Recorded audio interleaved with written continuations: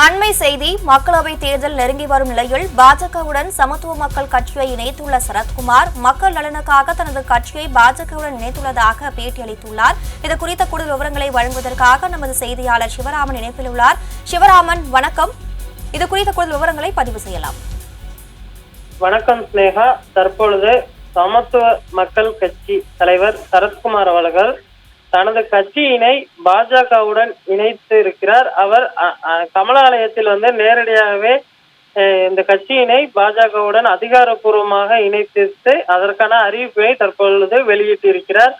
குறிப்பாக மக்கள் நலனுக்காகவும் தேசிய நலனுக்காகவும் இந்த முடிவினை எடுத்திருப்பதாக அவர் தனது பேட்டியின் வாயிலாக தெரிவித்திருக்கிறார். குறிப்பாக நேற்றைய தினம் அவர் நள்ளிரவில் ஒரு பாஜக மாநில தலைவர் அண்ணாமலை அவர்களை தொடர்பு கொண்டு பேசியதாகவும், திடீரென எனக்கு இந்த எண்ணம் தோன்றியதாகவும், அதாவது சமத்துவ மக்கள் கட்சியினை பாஜகவுடன் இணைக்க வேண்டும் என்ற அந்த எண்ணத்தின் அடிப்படையில் தற்பொழுது நான் என்னுடைய கட்சியினை உடனடியாக பாஜகவுடன் இணைப்பதற்கான அந்த பணிகளை முன்னெடுத்திருக்கிறேன் என்றும் தெரிவித்திருக்கிறார்.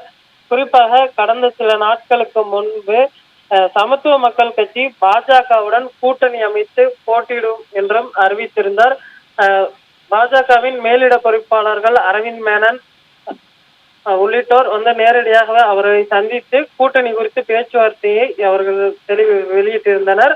உடனடியாக பாஜக மேலிட பொறுப்பாளர்கள் பார்த்தோமேனால் சமத்துவ மக்கள் கட்சி பாஜக கூட்டணியில் அங்கம் வகிக்கும் என்றும் தெரிவித்திருந்தார்கள். குறிப்பாக தென்காசி அல்லது திருநெல்வேலி உள்ளிட்ட ஏதேனும் ஒரு தொகுதியில் சமத்துவ மக்கள் கட்சி போட்டியிடலாம் என தெரிய வந்திருக்கக்கூடிய சூழ்நிலையில் தற்பொழுது அதிகாரப்பூர்வமாக கட்சியினை இணைத்து அவர் இந்த அறிவிப்பினை வெளியிட்டிருக்கிறார். குறிப்பாக கடந்த 1996ஆம் ஆண்டில் தனது அரசியல் பயணத்தை துவங்கிய சரத்குமார் அவர்கள் அதன் பின்பு 1998ஆம் ஆண்டு திமுக சார்பில் போட்டியிட்டார். ஆனால் அப்பொழுது அவரால் வெற்றி பெற முடியவில்லை. அதன் பின்பு 2001 2006 வரை ராஜ்யசபா எம்பியாக அவர் பதவி வகித்தார்.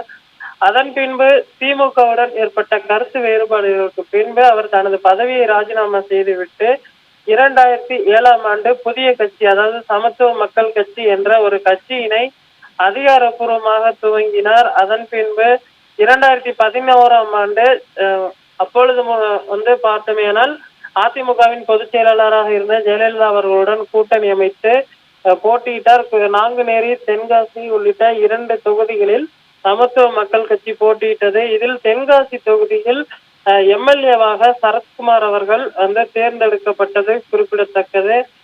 அதன் பின்பு 2016ஆம் ஆண்டு அவருக்கு மீண்டும் அந்த வாய்ப்பானது அதிமுக கூட்டணியில் வழங்கப்படவில்லை.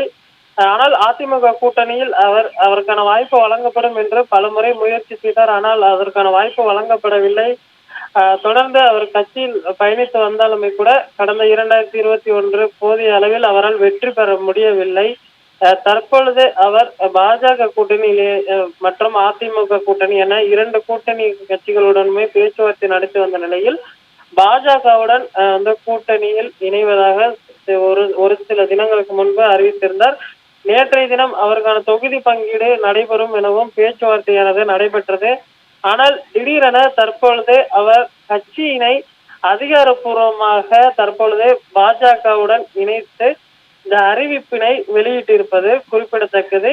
இது அவருடைய அரசியல் வட்டாரத்தில் பரபரப்பாக பேசப்பட்டு வருகிறது. குறிப்பாக அவர் திருநெல்வேலி மக்களவை தொகுதியில் போட்டியிடலாம் என தெரிகிறது. குறிப்பாக பாஜகவின் சின்னமான தாமரை சின்னத்தில் இனி அதிகாரப்பூர்வமாக போட்டியிடுவார் என தெரிகிறது.